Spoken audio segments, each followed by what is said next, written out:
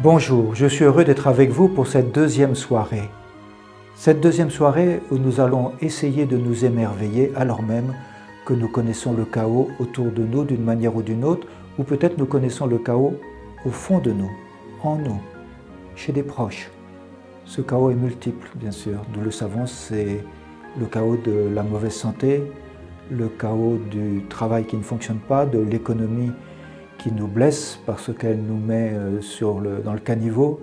Bref, ce chaos existe et vous vous souvenez que j'avais dit qu'il était magnifiquement peint par un artiste avec ses couleurs bleues, voire ses couleurs rouges qui signifient aussi le sang versé, ces taches qui ont l'impression de nous encercler, qui ont l'impression d'être là et pourtant de ces taches jaillissent une lumière. Oh, c'est pas une lumière qui est une insulte.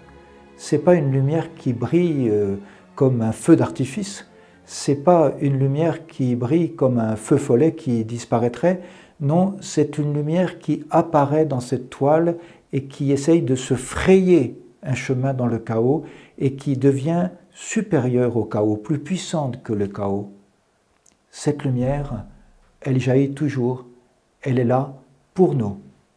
Cette lumière, aujourd'hui, je voudrais que ce soit l'être humain. L'être humain dans toute sa multiplicité d'apparences, quelle que soit son ethnie, quelle que soit sa langue, quelle que soit sa culture, quelle que soit sa religion, je voudrais vous dire quelque chose de cet être humain.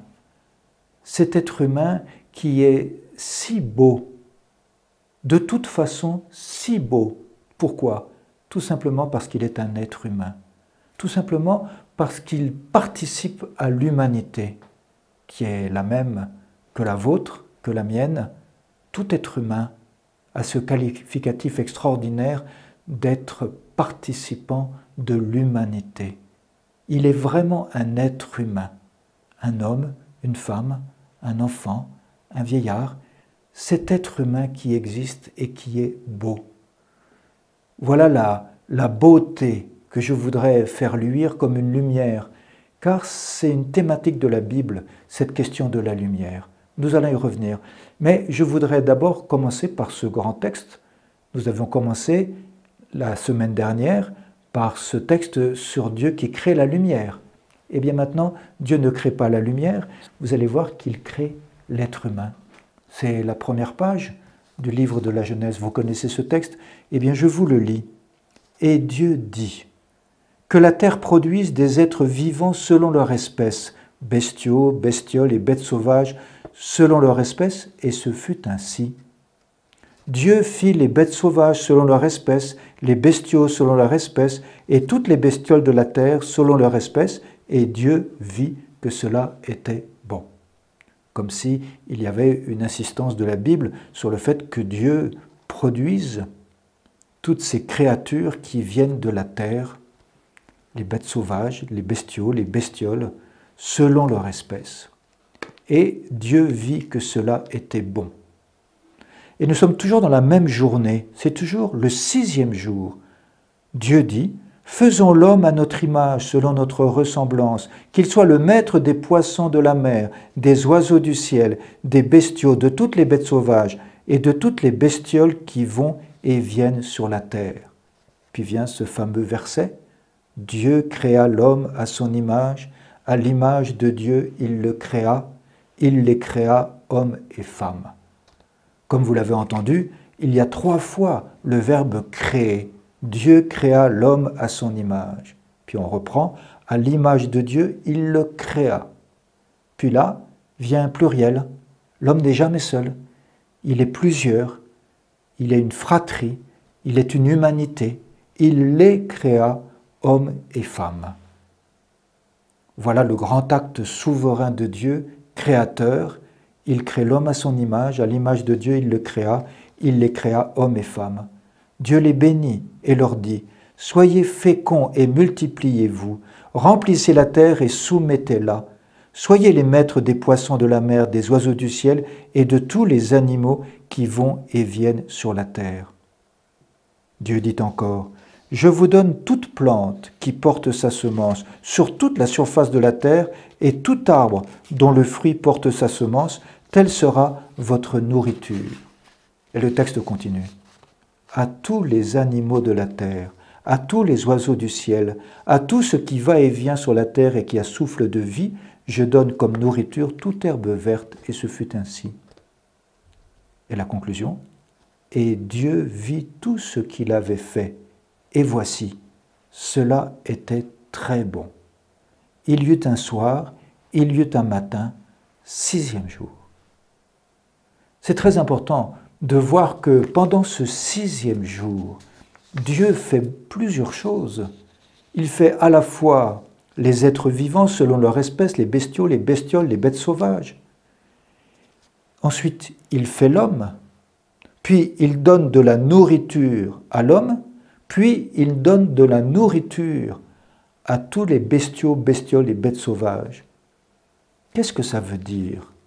Nous pouvons comprendre qu'en ce 6e jour, où il y a comme une révélation, vous avez entendu cette fin de ce grand 6e jour, et voici, voilà, comme si c'était une révélation, et voici, Dieu vit que cela était très bon. C'est sûr que dans ce chaos que l'on voit avec ces taches bleues et puis ces taches rouges, c'est sûr que c'est compliqué de voir que c'est très bon, que c'est très beau. Et pourtant, la lumière apparaît. Et c'est sûr qu'il nous faut une révélation, si je peux dire. Il faut que Dieu nous parle. Il faut que nous entrions quelque part dans une réception de cette beauté qui n'apparaît pas immédiatement. Cette beauté de l'être humain, le fait que les Bibles nous disent « Et Dieu vit que cela était bon, était très bon », eh bien, ça n'apparaît pas immédiatement. Pourquoi? Parce que nous sommes pris par le chaos. Je crois qu'il est bon que nous puissions prendre conscience que nous avons besoin d'un regard, pas n'importe quel regard, un regard qui contemple, un regard qui sait voir, un regard qui sait scruter, un regard qui ne sait pas prendre, mais un regard qui sait recevoir, et qu'ainsi un regard qui se laisse émerveiller. Le pape François attire souvent notre attention sur ce regard qui sait voir dans l'autre l'image de Dieu.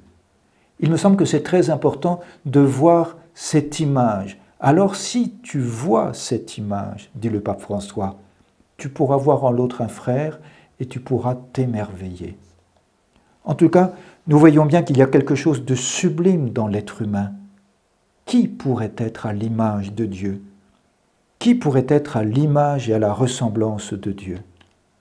Voilà cette grande énigme devant ce mystère de l'être humain, ce mystère de l'être humain qui a frappé le peuple hébreu. Eh bien, le peuple hébreu n'a pas d'autre solution pour dire la beauté de cet être humain, la grandeur de cet être humain, que de dire qu'il est à l'image et à la ressemblance de Dieu. Et nous allons voir que la Bible a quelque chose de très magnifique, puisque Dieu est lumière. Disons-nous sous la plume de Saint Jean, dans la première lettre de Saint Jean, Dieu est lumière. eh bien l'être humain qui est à l'image de Dieu est aussi lumière. Nous allons voir ce que c'est cette lumière. Pour le moment, je vous invite à vous arrêter sur ces visages humains. Je vous invite à les regarder. Et regarder ces visages humains. La musique, c'est cette fameuse sonate à Kreutzer de Beethoven. C'est un dialogue extraordinaire entre le piano et le violon. Et ce dialogue manifeste bien comme un émerveillement réciproque des êtres humains qui se regardent les uns les autres, qui se côtoient les uns les autres et qui nous disent une espèce d'émerveillement, mais qui n'est pas un émerveillement futile, un émerveillement superficiel, qui est un émerveillement de fond, un émerveillement qui demeure malgré ce qui peut apparaître comme du chaos. Alors je vous invite à regarder ces visages, ils vont défiler devant vous de façon très simple. Ce sont des visages, pour la plupart, qui sont heureux, des visages joyeux, des visages avec un beau regard. Mais je voudrais que vous ne soyez pas en arrêt devant cette beauté extérieure esthétique, je voudrais que vous entriez plus profondément dans la beauté de ces visages, plus profondément que la beauté du simple sourire ou du simple regard que nous voyons. Nous pouvons contempler ces visages. Je vous invite à les regarder en prenant du temps, en étant aidé par cette musique sublime de Beethoven dans sa sonate à Kreutzer, et je vous invite à regarder ces visages. Contemplez-les et émerveillez-vous.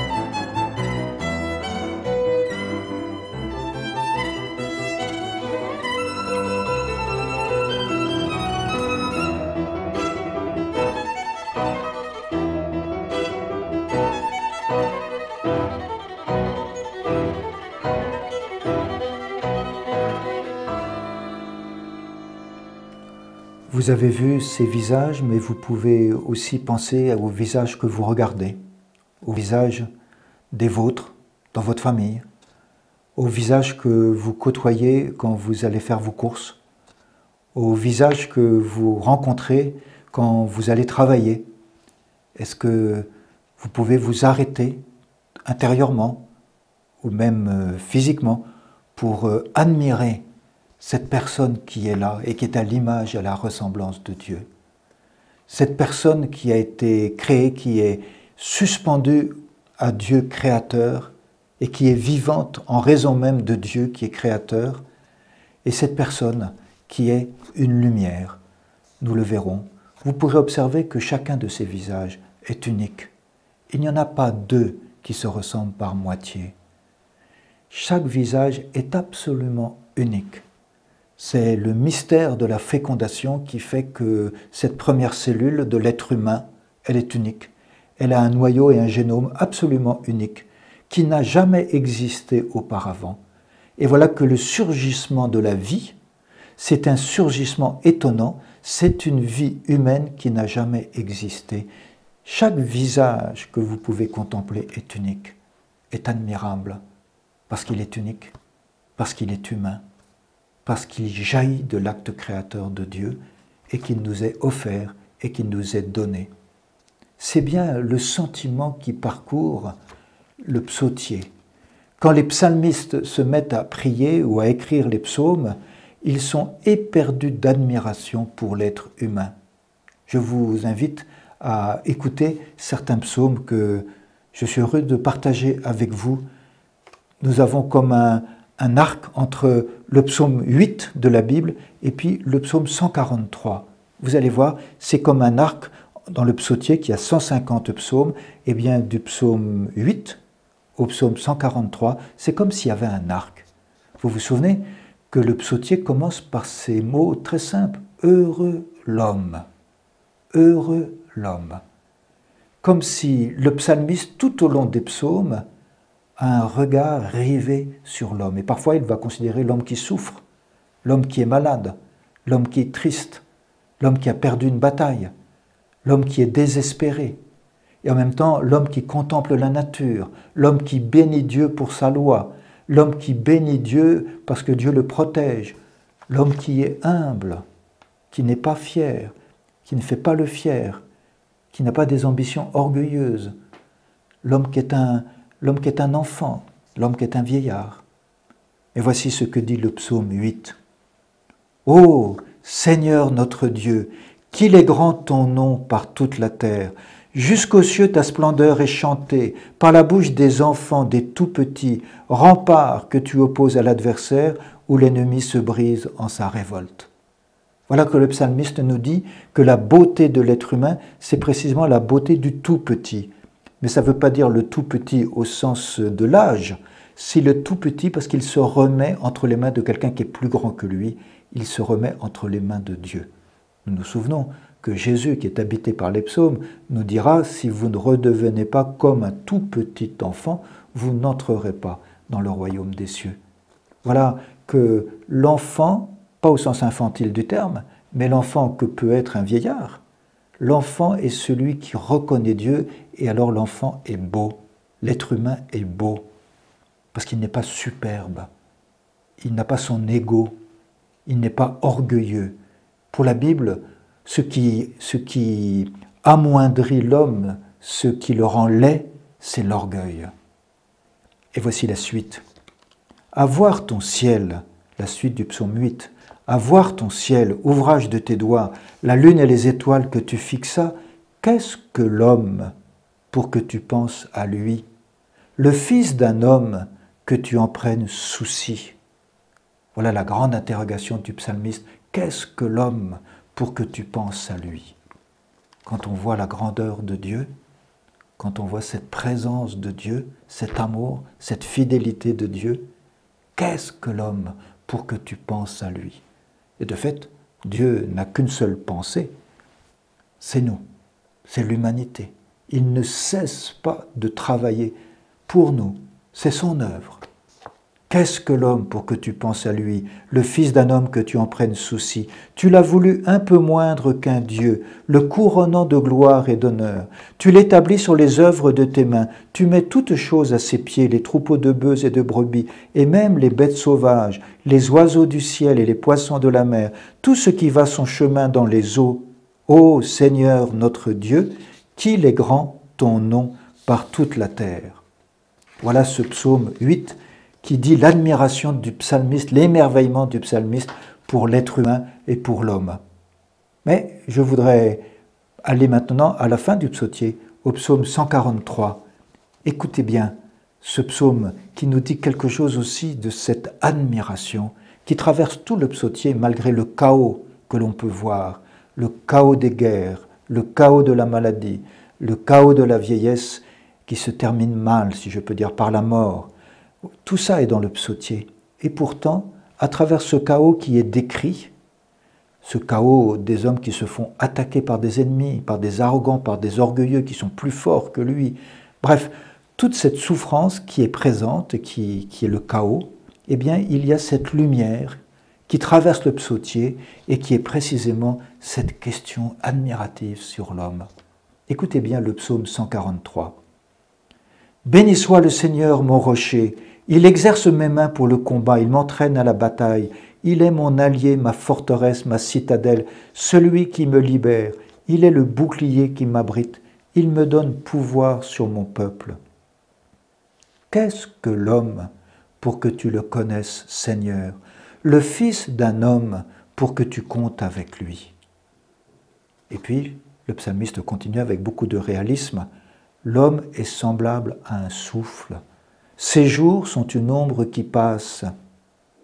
Nous sommes tous de passage sur cette terre. Nous sommes comme une ombre qui passe. Nous sommes semblables à un souffle. Et ainsi, il y a cette question admirable, qu'est-ce que l'homme pour que tu le connaisses, Seigneur? Alors même que l'homme n'est qu'un souffle, alors même que ses jours sont une ombre qui passe, cet homme, tu le connais, Seigneur. Tu comptes avec lui. Voilà que Dieu fait alliance avec l'homme. Et c'est ainsi que le psaume continue. Pour toi, je chanterai un chant nouveau. Pour toi, je jouerai sur la harpe à 10 cordes. Pour toi qui donnes au roi la victoire et sauve de l'épée meurtrière, David, ton serviteur. Voilà que l'homme qui découvre sa grandeur et sa beauté chante un chant nouveau pour son Dieu. Il joue sur la harpe à 10 cordes, tellement l'homme a conscience de qui il est. Nous sommes au psaume 143, et juste avant, le psaume 138. Écoutez bien ce psaume 138. « Seigneur, tu me scrutes et tu sais. Tu sais quand je m'assois, quand je me lève. De très loin, tu pénètres mes pensées. Que je marche ou me repose, tu le vois. Tous mes chemins te sont familiers. Avant qu'un mot ne parvienne à mes lèvres, déjà, Seigneur, tu le sais. Tu me devances et me poursuis. Tu m'enserres, tu as mis la main sur moi. Savoir prodigieux qui me dépasse, hauteur que je ne puis atteindre. » Et dans ce psaume 138, le psalmiste va s'interroger, car il est toujours avec Dieu, toujours en présence de Dieu. Dieu est toujours avec lui. Et voici sa question. « Où donc aller loin de ton souffle? Où m'enfuir loin de ta face? Je gravis les cieux, tu es là. Je descends chez les morts, te voici. Je prends les ailes de l'aurore et me pose au-delà des mers. Même là, ta main me conduit, ta main droite me saisit. » Voilà que le psalmiste comprend que la main droite de Dieu, celle qui fait du bien, celle qui est puissante, me saisit. Il est toujours là, avec l'homme. C'est comme une manifestation que Dieu a fait une alliance avec sa créature si précieuse qu'est l'homme. C'est toi qui as créé mes reins, qui m'as tissé dans le sein de ma mère. Je reconnais devant toi le prodige, l'être étonnant que je suis. Étonnantes sont tes œuvres, toute mon âme le sait. Voilà cette confession, si je peux dire, qui jaillit de la recherche du psalmiste. Je reconnais devant toi le prodige, l'être étonnant que je suis. Avec ce regard de Dieu qui n'est pas du tout le regard de Victor Hugo, c'est-à-dire le regard qui juge, le regard qui scrute. Non, c'est un regard qui accompagne, c'est un regard qui est plein de bonté et de fidélité, c'est un regard qui se poursuit dans une main qui saisit l'être humain et qui jamais ne le laisse tomber, qui l'accompagne dans sa marche, parce que l'être humain séduit Dieu. Voilà comment nous pouvons voir dans le psautier ces 3 psaumes, le psaume 8, je vous invite à le relire, ou encore le psaume 143 qui est comme symétrique dans le psautier au psaume 8, qui lui aussi est admiratif de l'être humain. Qu'est-ce que l'homme? Et puis, pour finir, je vous invite aussi à lire le psaume 138, à le méditer, et peut-être du coup à à relire ces psaumes comme une lumière qui vient vous éclairer, qui vient nous éclairer pour nous interroger, nous interpeller. Comment moi-même je considère l'homme, l'être humain? Comment moi-même je m'émerveille devant l'être humain? Comment je comprends ce qui m'empêche de m'émerveiller? Peut-être que je m'arrête à la surface, parce que je m'arrête aux défauts. Peut-être que je m'arrête à ce qui ne va pas. Peut-être que je m'arrête peut-être au péché commis. Je n'arrive pas à entrer dans cette attitude du psalmiste qui sait, lui, que l'homme, c'est l'être humain, c'est un prodige. C'est un prodige. Et nous allons voir pourquoi c'est un prodige. Bien sûr, le psaume 138 se termine ainsi. « J'étais encore inachevé, tu me voyais.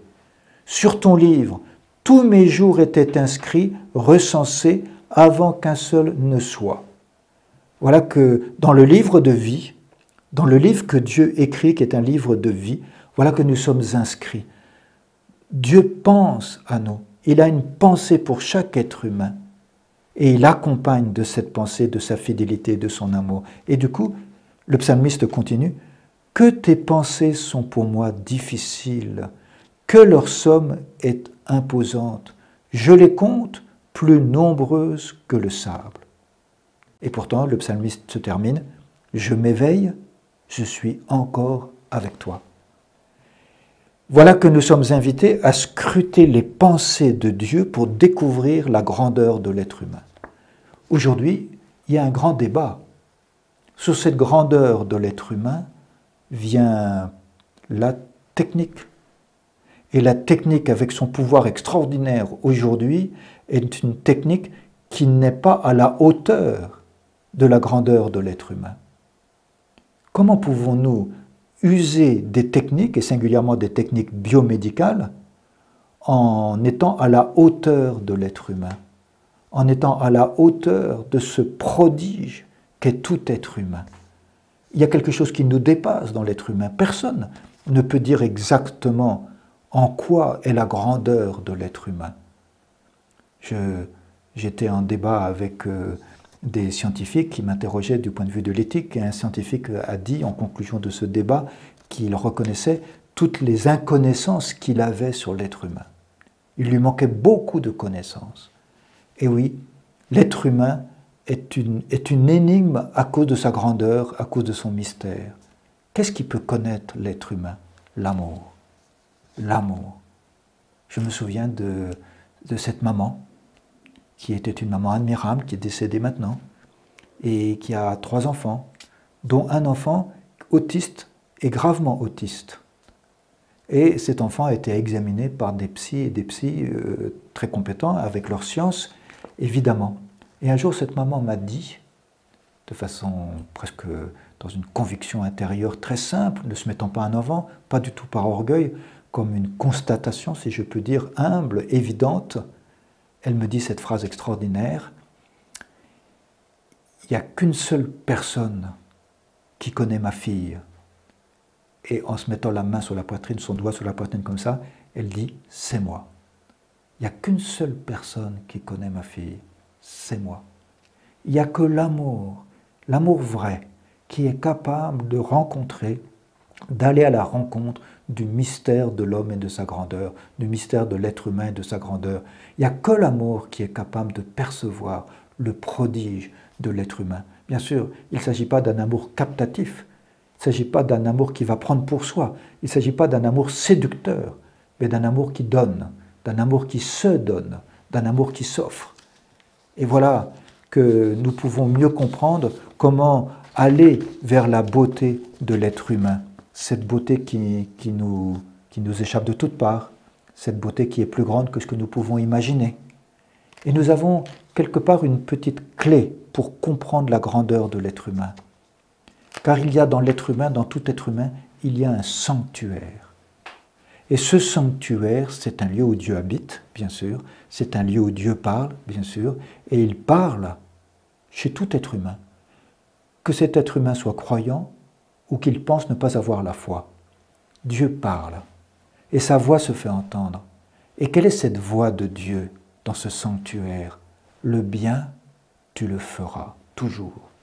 Le mal, tu l'éviteras toujours. Et enfin, tu aimeras. Ce sanctuaire, c'est la conscience. Et cette conscience fait résonner cette voix au moment opportun. Le bien, tu le feras. Le mal, tu l'éviteras. L'amour, tu l'exerceras. Et c'est ça qui fait la beauté de l'être humain.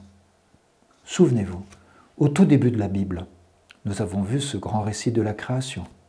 Et nous avons vu que cet homme créé à l'image de Dieu suscitait l'admiration du psalmiste, du peuple hébreu, qui chemine dans son histoire et qui découvre de plus en plus la beauté de l'être humain qui pourtant vit du chaos, et parfois du chaos très douloureux, qui est présent dans la Bible, exactement comme nous aussi nous sommes environnés de chaos.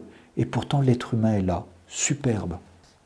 Or cet être humain, nous savons qu'il est pécheur. Nous savons qu'il a commis le péché. Nous savons qu'il a voulu pécher par orgueil. Il a voulu être comme Dieu, nous dit les premiers chapitres de la Genèse et singulièrement le chapitre 3 de la Genèse. Et qu'est-ce que fait Dieu alors? Une fois que Dieu est allé à la rencontre de l'homme pécheur, de la femme pécheresse, on voit bien qu'il va parler de la souffrance, etc. Et puis le récit reprend, si je peux dire, et reprend positivement. C'est au chapitre 3, au verset 20 du livre de la Genèse. L'homme appela sa femme Ève, c'est-à-dire la vivante, parce qu'elle fut la mère de tous les vivants. Ainsi, la vie continue, la vie est engendrée. Et qu'est-ce qu'il y a de plus beau dans tout le chaos que nous voyons autour de nous, et même pendant des guerres, qu'est-ce qui se passe? La vie continue d'émerger. Une femme enfante, c'est l'acte le plus extraordinaire qui soit, le surgissement de la vie humaine. Et c'est ainsi que celui qui écrit dans le livre de la Genèse nous dit que tout recommence. Pourquoi? Parce que Ève, la vivante, est la mère de tous les vivants. Et à ce moment-là, la suite, au verset 21, « Le Seigneur Dieu fit à l'homme et à sa femme des tuniques de peau et les en revêtit. » Évidemment, c'est ce que nous lisons dans nos Bibles en français, mais il faudra aller au mot hébreu. Or, le mot hébreu nous dit quelque chose de très important. Le Seigneur Dieu fit à l'homme et à sa femme des tuniques de lumière et les en revêtit. Évidemment, il y a un petit iode dans le mot hébreu qui montre que c'est plus la lumière, on peut dire peau, mais le mot qui est utilisé, c'est la lumière. Le Seigneur Dieu fit à l'homme et à sa femme des tuniques de lumière et les en revêtit. Voilà la lumière qui apparaît dans le chaos. Qu'est-ce que c'est cette lumière? C'est la lumière du bien qui est fait. C'est la lumière de l'amour dont les hommes aiment. L'homme est beau tout simplement parce qu'il est celui qui est capable d'être lumineux, d'être revêtu de lumière. Et si Dieu revêt l'homme et sa femme de tuniques de lumière, c'est précisément parce que l'homme et la femme sont à l'image de Dieu qui est lumière. Et cela apparaît très simplement avec Jésus. Jésus nous dit, quand il rencontre toute la foule, « Vous êtes la lumière du monde. Vous êtes la lumière du monde. Une ville située sur une montagne ne peut être cachée. Et l'on n'allume pas une lampe pour la mettre sous le boisseau, on la met sur le lampadaire et elle brille pour tous ceux qui sont dans la maison, de même que votre lumière brille devant les hommes. » Et qu'est-ce que c'est que cette lumière? Voyant ce que vous faites de bien, ils rendront gloire à votre Père qui est aux cieux. Qu'est-ce que c'est un être humain? Ce n'est pas une chose statique, ce n'est pas une pièce de musée, ce n'est pas ce qu'on met dans une vitrine, ce n'est pas quelque chose de la culture. L'être humain, c'est celui qui agit, parce qu'il est en relation avec d'autres. Et il agit en faisant le bien. Il agit en évitant le mal. Il agit en aimant. Voilà pourquoi il est lumière. Dieu est lumière parce qu'il est amour. Amour sans cesse en train de se donner. Voilà pourquoi Dieu est lumière. Et d'ailleurs, c'est dans la première lettre de Jean qu'on a tout à la fois Dieu est lumière et Dieu est amour. Voilà. Et cet amour, il est toujours en mouvement pour se donner. Eh bien, Dieu est lumière à cause de cela. Il en est exactement de même pour nous. D'ailleurs, saint Paul l'a bien compris, saint Paul qui connaît les Écritures, qui est rempli des Écritures, il sait bien que ces tuniques de peau, ce sont en vérité des tuniques de lumière.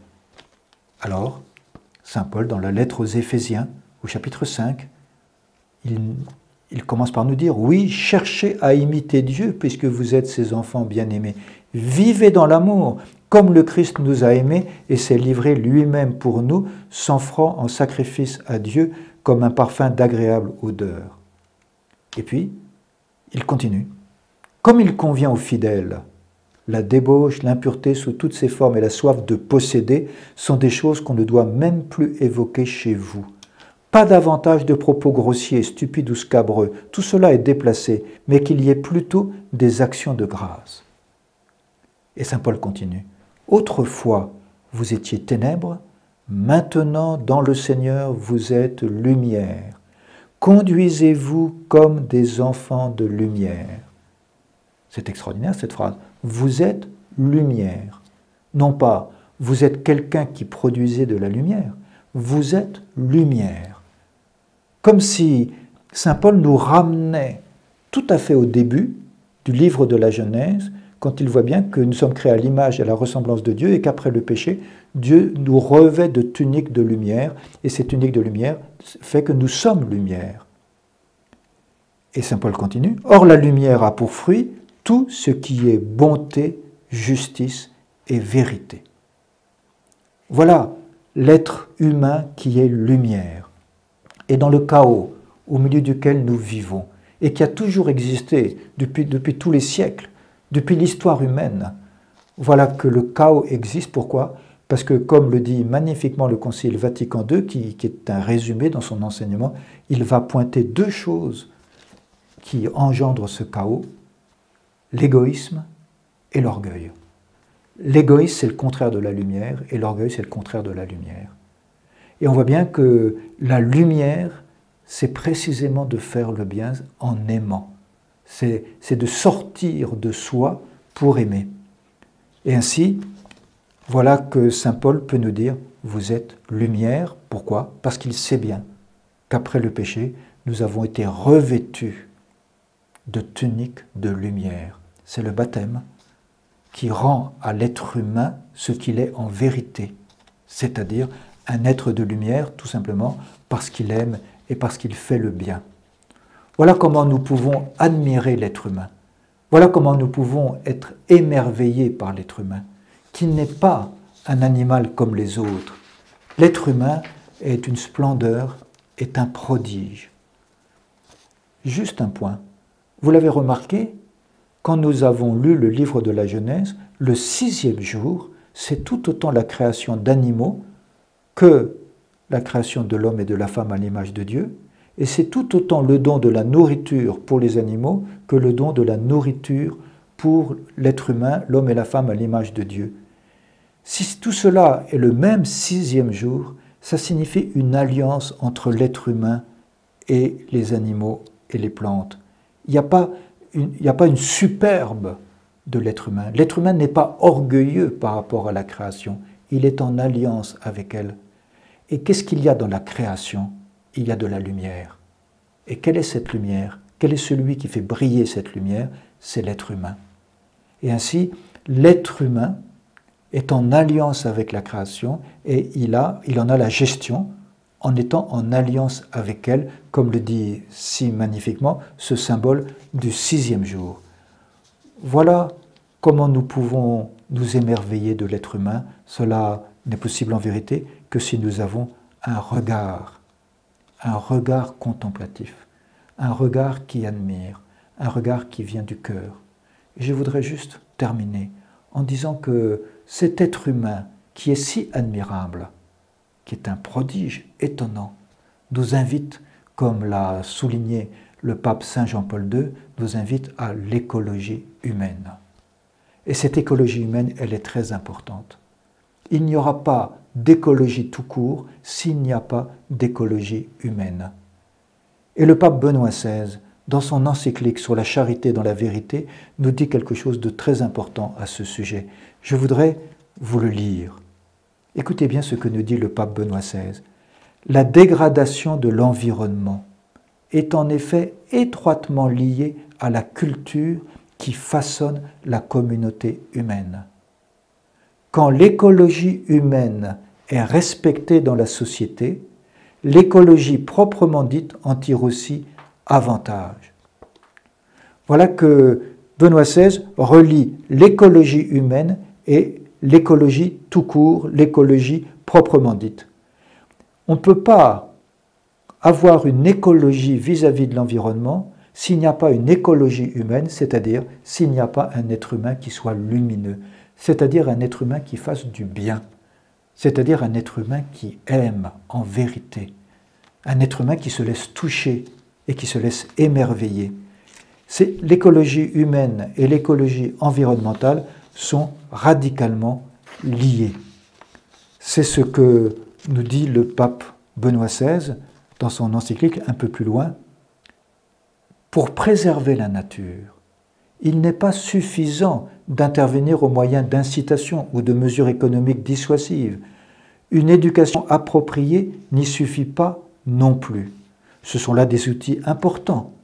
Mais le point déterminant est la tenue morale de la société dans son ensemble.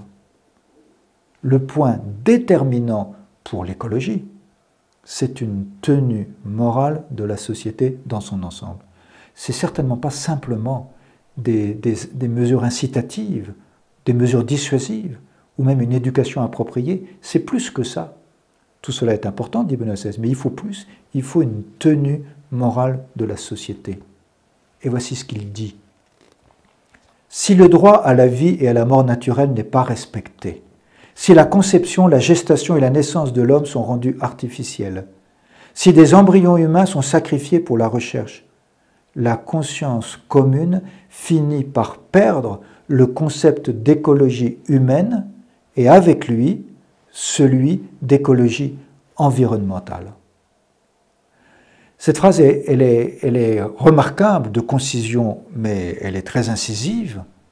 Je la répète, si le droit à la vie et à la mort naturelle n'est pas respecté, si la conception, la gestation et la naissance de l'homme sont rendues artificielles, si des embryons humains sont sacrifiés pour la recherche, la conscience commune finit par perdre le concept d'écologie humaine et avec lui celui d'écologie environnementale. Et le pape continue, « Exiger des nouvelles générations le respect du milieu naturel devient une contradiction quand l'éducation et les lois ne les aident pas à se respecter elles-mêmes. » Voilà que les générations nouvelles, les jeunes générations, si elles ne se respectent pas elles-mêmes, ne pourront pas respecter le climat, l'environnement, la biodiversité, les vivants dans la création, dans la nature. Et le pape continue, « Le livre de la nature est unique et indivisible. Le livre de la nature est unique et indivisible, qu'il s'agisse de l'environnement comme de la vie, de la sexualité, du mariage, de la famille, des relations sociales, en un mot, du développement humain intégral. » Ainsi, cet être humain qui est lumineux, qui est revêtu d'une tunique de lumière, qui est entouré d'une haie, comme dit le peuple hébreu, le peuple juif, et cette haie, c'est la haie de la loi, de la sainte loi de Dieu. Et cette loi est lumineuse. Et qu'est-ce que c'est cette loi qui est lumineuse? C'est tout simplement la loi par laquelle nous faisons le bien, le vrai bien. Cette loi par laquelle nous évitons le mal, nous évitons tout mal. Cette loi qui nous incite à aimer, et à aimer de façon vraie par le don de soi, en sortant de soi. À ce moment-là, s'il y a cette lumière qui jaillit de l'être humain et qui fait que nous sommes émerveillés, comme nous disons parfois d'une personne que nous avons rencontrée, et nous avons bien vu comment elle agissait, il y avait une cohérence entre ce qu'elle disait et ce qu'elle faisait, et nous disons, et même en plus une humilité, nous disons, quelle belle personne, quelle belle personne. Et oui, nous sommes dans l'admiration de la beauté de l'être humain qui est toujours un être humain avec son sanctuaire, avec sa conscience dans laquelle la voix de Dieu parle, et suivre sa conscience, c'est ça la beauté de l'être humain, la grandeur de l'être humain, c'est ça qui fait que l'être humain est un prodige. Nous pouvons nous émerveiller de l'être humain et nous pouvons aussi, en relisant ces textes de la Bible que je vous ai proposés, nous pouvons tout simplement nous laisser interpeller pour voir la grande beauté de l'être humain, notre propre beauté, qui est une joie de vivre selon le bien, une joie de vivre selon l'amour.